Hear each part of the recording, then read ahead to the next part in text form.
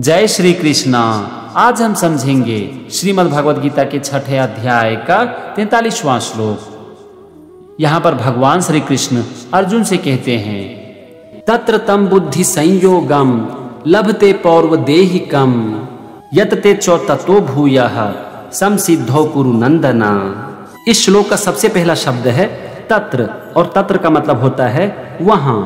फिर है तम, और तम का मतलब होता है उस। फिर है बुद्धि संयोगम, और इसका मतलब होता है बुद्धि के संयोग को। बुद्धि संयोग का यहाँ पर मतलब है योग के द्वारा प्राप्त किया गया समबुद्धि। इससे मनुष्य अपने मन की स्थिति को हर समय एक समान बनाए रख पाता है। इसके बाद है लभते, और लभते का यहाँ पर मतलब है प्राप्त हो जाता है।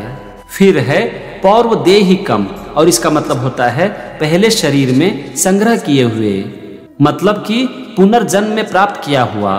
तो पहले वाक्य का मतलब हो गया वहां उस पहले शरीर में संग्रह किए हुए बुद्धि के संयोग को प्राप्त हो जाता है। इसे ठीक से समझने के लिए ना आप 42वां श्लोक देखो, जहां पर बात की जा रही है योगियों के जन्म लेने की। 42वां श्लोक में कहा गया है कि जो वैराग्यवान पुरुष होते हैं, जिसका मन योग में लग जाता है, वो फिर से योगियों के कुल में जन्म लेते हैं। तो योगियों के जन्म लेने के बाद क्या होगा, ये इस श्लोक में बात की जा रही है। पहले वाक्य में भगवान कह रहे हैं कि योगी अपने पहले जन्म में जो समबुद्धि का ज्ञान अर्जित करते हैं। अब हम दूसरे वाक्य को समझते हैं, और यहाँ पर सबसे पहला शब्द है यतते, और यतते का मतलब होता है प्रयत्न करता है। फिर है चौ, और चौ मतलब और। उसके बाद है ततः, और ततः का यहाँ पर मतलब है उसके प्रभाव से। इसके बाद है भूयः, और भूयः का मतलब होता है फिर है समसिद्धौ, और इसका यहाँ पर मतलब है परमात्मा स्वरूप सिद्धि के लिए, मतलब कि परमात्मा की प्राप्ति के लिए जो सिद्धि करते हैं। और अंतिम शब्द है कुरुनंदन, और यह अर्जुन का नाम है। तो यहाँ पर दूसरे वाक्य का मतलब हो गया हे कुरुनंदन, उसके प्रभाव से वह फिर परमात्मा स्वरूप सिद्धि के लिए प्रयत्न करता है। भगवान यहाँ पर कह रहे हैं कि वो पुनर्जन्म में जो ज्ञान अर्जित करता है, उसके प्रभाव से वो परमात्मा की प्राप्ति के लिए, परमात्मा की सिद्धि के लिए और प्रयत्न करता है।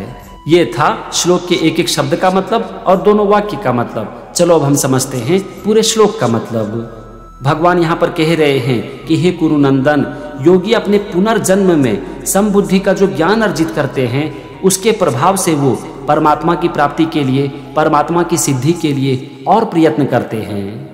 ये था श्रीमद् भगवद गीता के 6ठे अध्याय का 43वां श्लोक, और उसका मतलब अगले एपिसोड में हम समझेंगे 44वें श्लोक को। तब तक के लिए जय श्री कृष्णा।